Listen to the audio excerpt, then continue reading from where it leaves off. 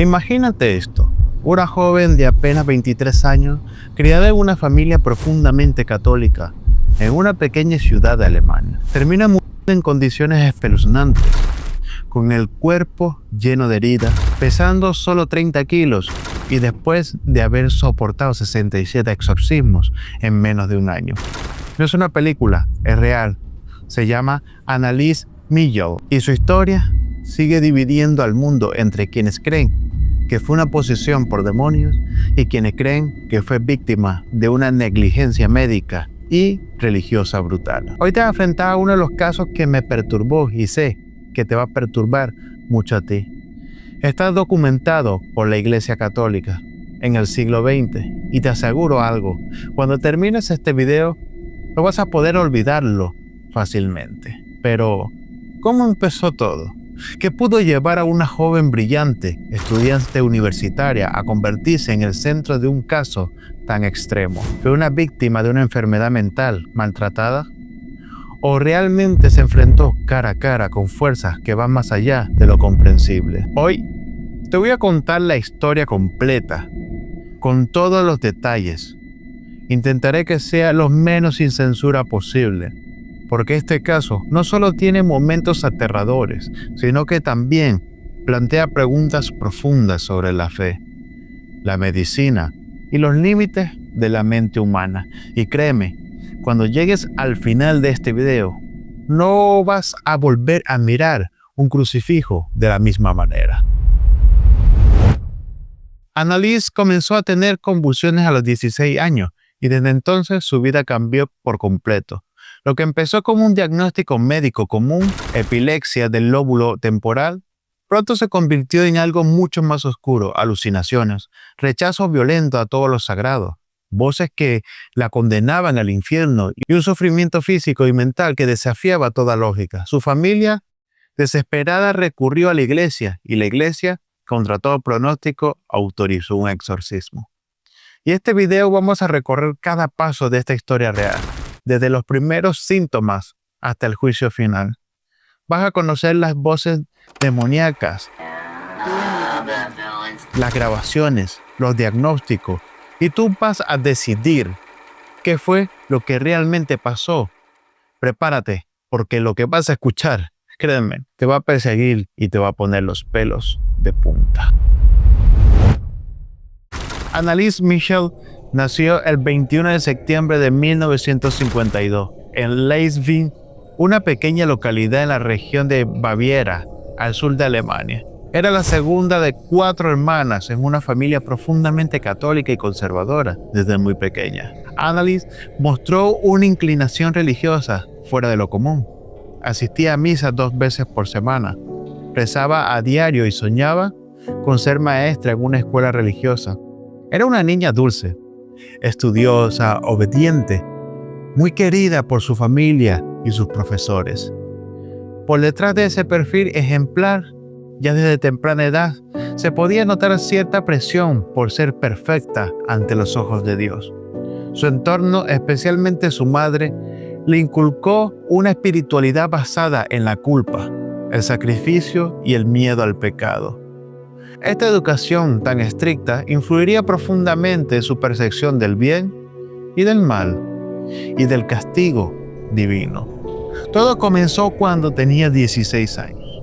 En plena adolescencia, Anneliese sufrió su primera convulsión grave. Durante ese episodio quedó paralizada, en un estado parecido al trance, sin poder moverse, sin responder. Fue internada y evaluada por neurólogos, quienes sospecharon de epilepsia del óvulo temporal, una condición que puede provocar visiones, estados alterados de conciencia y comportamientos inusuales. Fue el primer diagnóstico. A partir de entonces, su vida nunca volvió a ser la misma. Los ataques se hicieron frecuentes, pero lo que más preocupaba no era solo las convulsiones, sino lo que decía sentir: presencia de entidades oscuras, voces que le insultaban, visiones demoníacas durante la oración. Pronto comenzaron las señales más extrañas y preocupantes. No podía entrar a una iglesia, decía que el suelo sagrado la quemaba y que las imágenes religiosas la repelían físicamente. Llegó incluso a ver caras diabólicas mientras rezaba en su cuarto, mientras los médicos insistían en tratarla con fármacos antiepilépticos y antipsicóticos como Dialatin o Tegretol. Annalise se hundía cada vez más en una espiral de sufrimiento espiritual. Se volvió retraída, triste y cada vez más obsesionada con la idea del pecado. Su diario se revela un miedo profundo a estar condenada, una angustia constante por no sentirse limpia ni digna. Una joven que, en lugar de vivir su fe como refugio, comenzó a verla como una condena. A medida que pasaban los años, los síntomas de Annalise no solo no mejoraban, sino que se volvían más extraños y perturbadores. Entre 1970 y 1973 fue sometida a múltiples tratamientos médicos y psiquiátricos. Se le diagnosticó oficialmente la epilepsia del lóbulo temporal como síntomas psicóticos, pero también se evaluó la posibilidad de un trastorno bipolar o incluso esquizofrenia. Le recetaron paraciacina, un antipsicótico fuerte, y más tarde Tegretol, un estabilizador de ánimo. A pesar de la combinación de medicamentos, nada parecía aliviarla. Al contrario, Annalise comenzó a rechazar la comida. Decía que fuerzas oscuras se lo impedían. Se mostraba cada vez más irritable, angustiada, deprimida, sufría insomnio, episodios de agitación extrema y hablaba con desesperanza de su futuro. A veces lloraba sin razón aparente. En otras ocasiones parecía no reconocer a sus padres o se mostraba hostil sin explicación. Su personalidad había cambiado por completo. De ser una joven dulce, se volvió retraída, desconfiada y sobre todo aterrada. Pero lo más inquietante era su creciente aversión a los religiosos. No podía tocar un crucifijo sin temblar.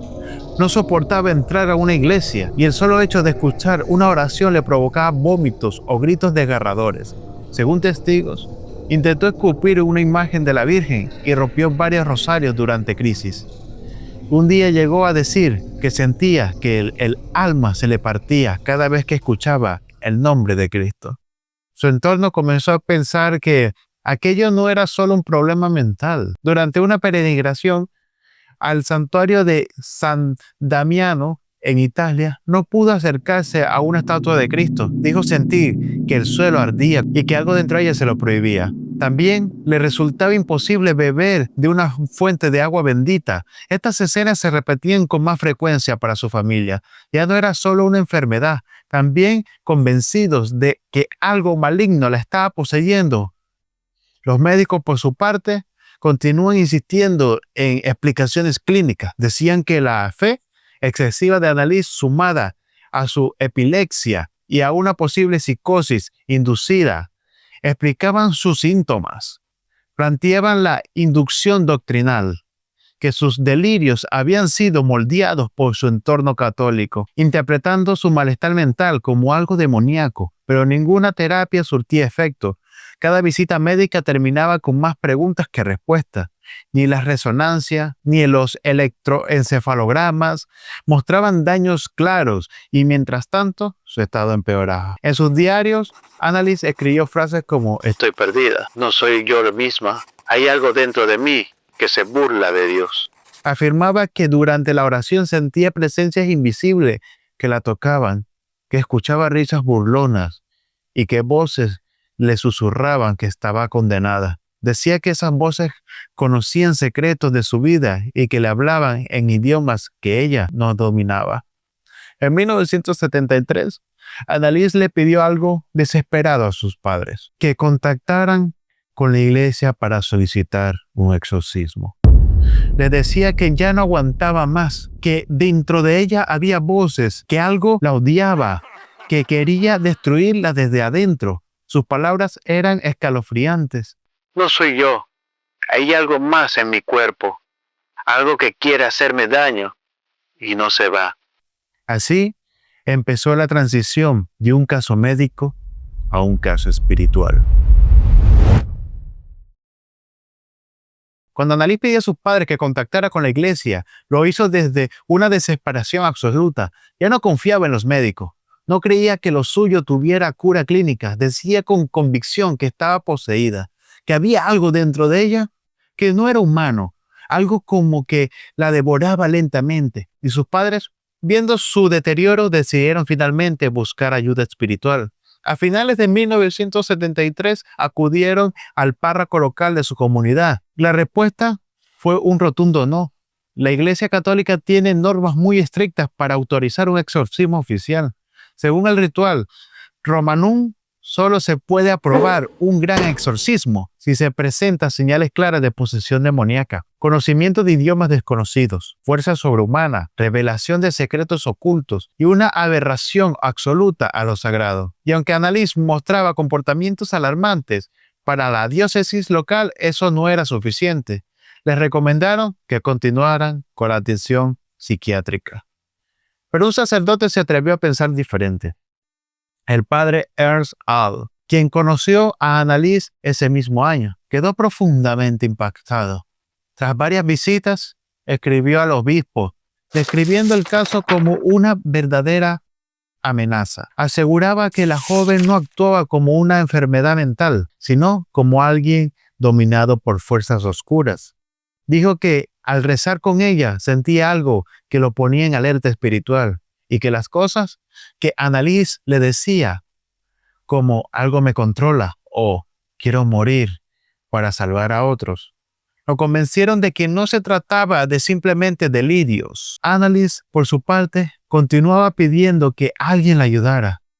En sus escritos de esas épocas aparecen frases como la medicina no sirve, el mal sigue aquí, o Padre, sálvame, no quiero que gane. El padre Al compartió sus hallazgos con otro sacerdote de renombre, el padre Adolf Rodewig, un jesuita alemán con experiencia en demonología. Aunque este no pudo asistir personalmente, coincidió en que el caso requería intervención urgente. La presión aumentó. Finalmente, en septiembre de 1975, el obispo de Würzburg, Joseph Stan, se pronuncia. Aprobó el exorcismo. Era el primer en más de 50 años autorizado oficialmente en Alemania, pero puso una condición muy clara. Debía hacerse en secreto total para evitar que los medios se alteraran y que se creara un chisme. Los designados para el ritual fueron el propio Al y el padre Arnold Renz,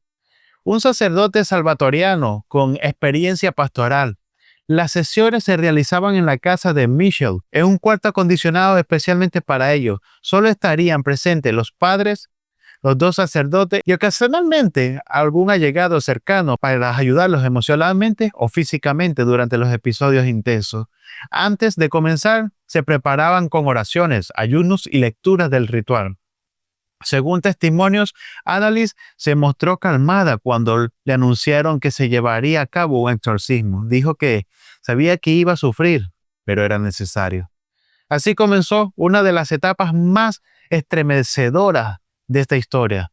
Lo que al principio parecía ser una oportunidad para liberarse, se convirtió en una verdadera pesadilla, un camino sin retorno, marcado por 67 rituales, voces demoníacas, gritos inhumanos y un deterioro físico devastador. Nada más con nombrarlo se me ponen los pelos de punta. El infierno para Annalise Michel no era una metáfora, estaba por comenzar. Entre septiembre de 1975 y junio de 1976, Annalise Michel fue sometida a 67 sesiones de exorcismo, a razón de 1 o 2 por semana.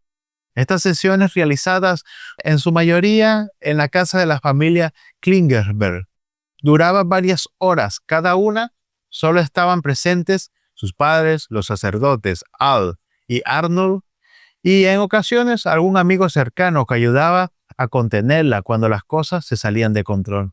Todo se mantenía en secreto, pero lo que ocurrió allí fue tan extremo que tarde o temprano saldría a la luz. Desde la primera sesión, Annalise comenzó a mostrar comportamientos imposibles de ignorar, gruñidos animales, voces guturales que no parecían humanas.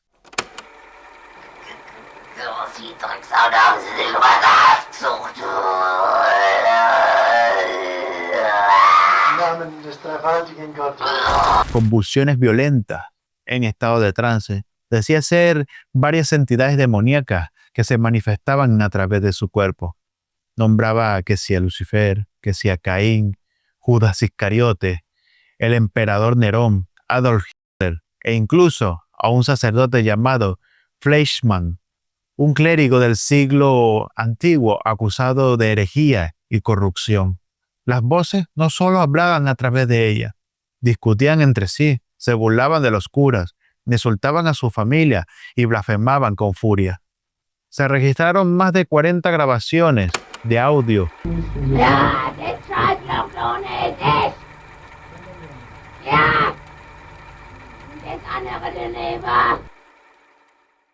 en casetes durante estas sesiones, y seguro durante el video estarán escuchando más de una.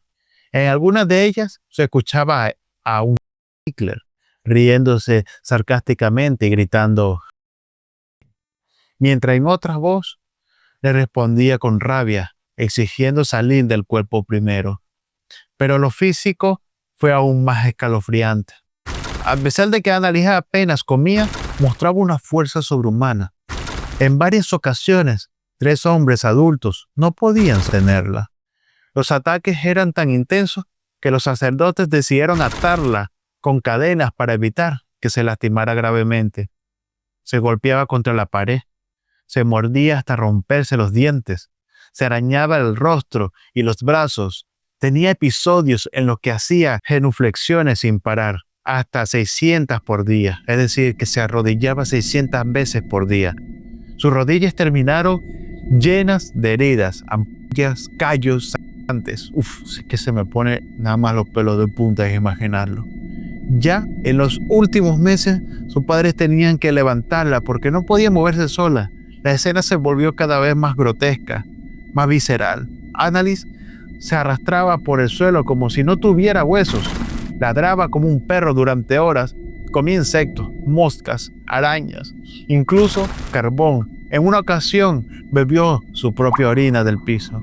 En otra, mordió a un pájaro y le arrancó la cabeza de un bocado.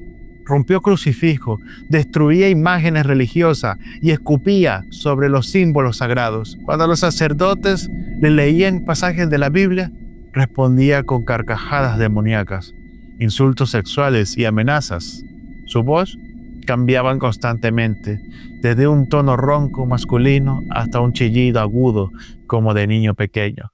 Lo más impactante en que muchas de estas frases y comportamientos estaban cargados de información que Annalise no debería conocer. Se decía que insultaba a los presentes revelando traumas personales, secretos familiares y frases en latín o dialectos antiguos que no había estudiado jamás.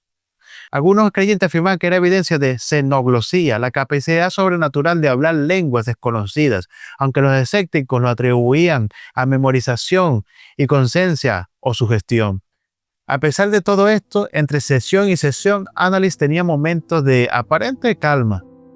Rezaba, estudiaba, intentaba llevar lo que se podría decir una vida normal. Incluso logró presentar sus exámenes finales en la Academia Pedagógica de Würzburg, porque sus sueños seguían siendo ser maestra. Según testigo, en esos breves intervalos recuperaba algo de su personalidad, volvía a ser dulce, piadosa, reservada. Pero era solo cuestión de tiempo antes que el horror regresara. Con el paso de los meses, su cuerpo empezó a colapsar, dejó de comer casi por completo, alegando que los demonios se lo prohibían. Perdió peso drásticamente, se volvió piel y huesos. Tenía fiebre alta constante, su voz se volvía más apagada y apenas podía moverse. Y sin embargo, los exorcismos continuaban. En mayo de 1976, Annalise ya no podía ni siquiera arrodillarse. Su madre la sostenía mientras intentaba seguir con los rituales. Los sacerdotes afirmaban que los demonios aún no se habían ido, que la lucha era espiritual y debían continuar. Pero ya era evidente que el cuerpo de Annalise no aguantaría mucho más. Según su propio testimonio, los demonios le hablaban día y noche. A veces le prometían dejarla en paz si se quitaba la vida.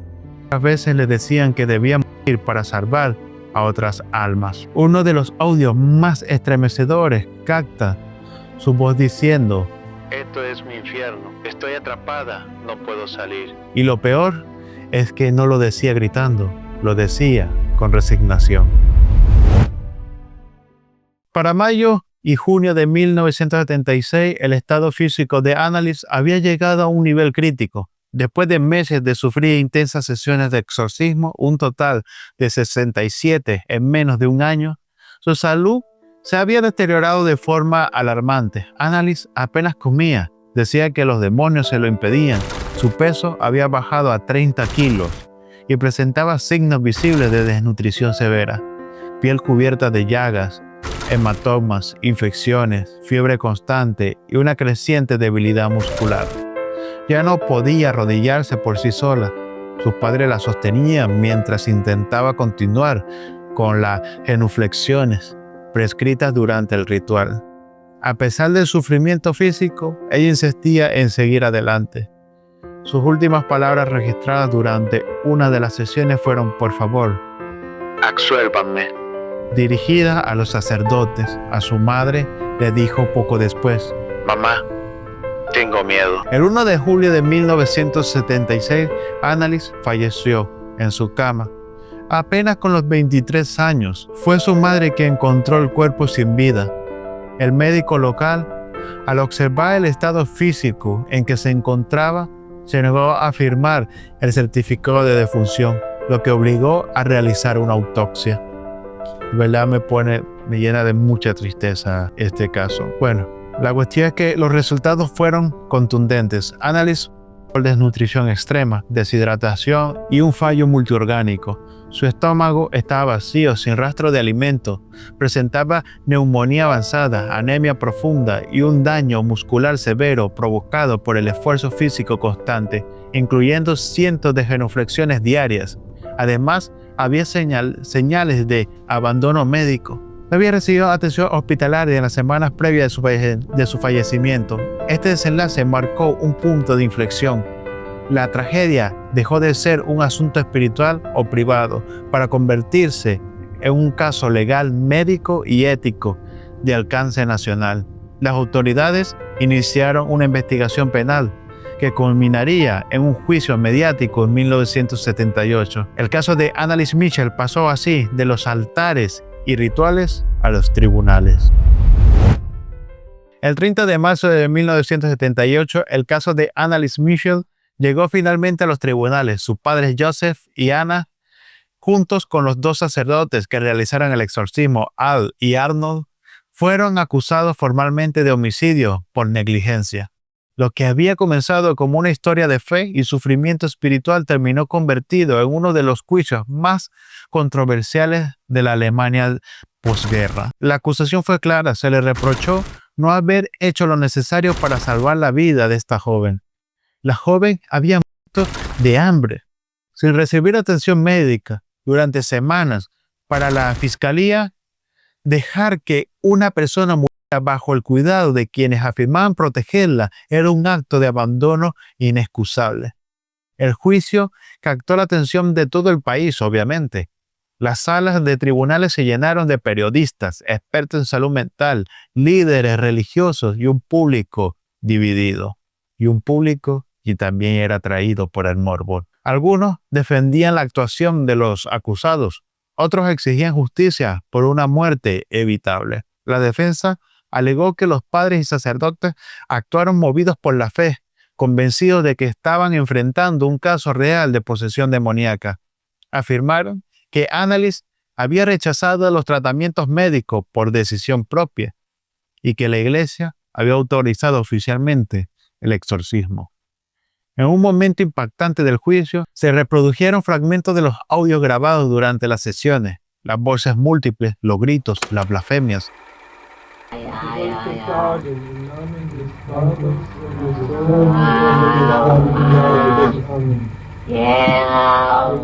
Todo resonó en la sala como un eco perturbador. Los sacerdotes insistieron en que esos sonidos no podían explicarse con la ciencia, que había enfrentado algo sobrenatural. Pero los forenses dijeron lo contrario. declararon que Annalise habría sobrevivido si hubiese sido hospitalizada incluso unas semanas antes de su muerte. Los psiquiatras explicaron que sufría un trastorno psicótico grave, posiblemente exacerbado por su epilepsia, y que los exorcismos habían reforzado sus delirios en lugar de aliviarlos. Finalmente, el tribunal emitió un veredicto. Los 4 acusados fueron declarados culpables de homicidio por negligencia. Sin embargo, la sentencia fue leve: 6 meses de prisión condicional y 3 años de libertad vigilada. Nadie fue encarcelado, y así la tragedia de Annalise Michel quedó marcada solo por el horror, sino por una pregunta que sigue sin respuesta definitiva. ¿Fue víctima de una enfermedad o fue víctima de la fe? El caso de Annalise Michel dejó una herida abierta en la historia reciente de Alemania y un eco que todavía hoy resuena en debates sobre religión, salud mental y responsabilidad institucional. ¿Qué fue lo que realmente ocurrió? ¿Un caso extremo de epilepsia y psicosis religiosa potenciados por un entorno ultracatólico, o una auténtica posesión demoníaca? Para muchos escépticos, psiquiatras y científicos, la explicación es clara. Annalise sufría de un trastorno mental grave, no tratado adecuadamente. Su epilepsia del óvulo temporal pudo haber provocado alucinaciones religiosas, sensaciones de presencia e intensas experiencias espirituales que confundía con manifestaciones sobrenaturales.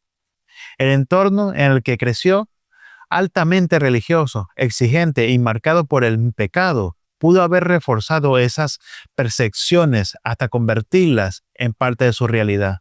Pero para otros, los hechos documentados siguen siendo imposibles de explicar racionalmente. Las grabaciones de audio y los cambios de voz, la fuerza inhumana, la resistencia a lo sagrado, el aparente conocimiento de idiomas desconocidos, todo eso, dice, no se puede reducir a un cuadro clínico. Hay quienes aseguran que lo vivido por Annalise fue real, que fue víctima de una posesión, que su sufrimiento fue un sacrificio espiritual. Para muchos creyentes se convirtió en una mártir, un alma que ofreció su dolor por la salvación de otros, como lo hizo Cristo. Con el tiempo, su tumba en Klingenberg se transformó en un lugar de peregrinación. Personas de todas partes del mundo acudían para rezar, dejar flores, pedir protección. Su historia fue contada en documentales, libros y películas, como El exorcismo de Emily Rose. Y aún hoy, millones de personas debaten qué fue lo que realmente pasó. El Vaticano mantuvo silencio. No volvió a aprobar un exorcismo oficial en Alemania durante décadas. La Iglesia no negó el caso, pero tampoco lo defendió, ya que lo que sí hizo fue poner medidas mucho más drásticas gracias a este caso de Annalise. ¿Y tú, después de todo lo que escuchaste, qué piensas? ¿Annalise fue víctima de una enfermedad mal diagnosticada o de algo más oscuro? Lo cierto es que su historia nos enfrenta a una pregunta incómoda. ¿Qué pasa cuando la fe y la ciencia dejan de escucharse y empiezan a combatir? Yo siempre pensaré que la fe y la ciencia tienen que ir de la mano. Déjame en los comentarios, ¿qué opinas tú sobre este caso? ¿Fue algo más de salud mental o en verdad fue poseída? Nos vemos en un próximo video, chicos. Espero que te haya gustado este video. Recuerda darle tu apoyo a este canal si te está gustando, dejar tu like, comentarios y compartir el video con personas que les gusten el misterio y el terror. Adiós.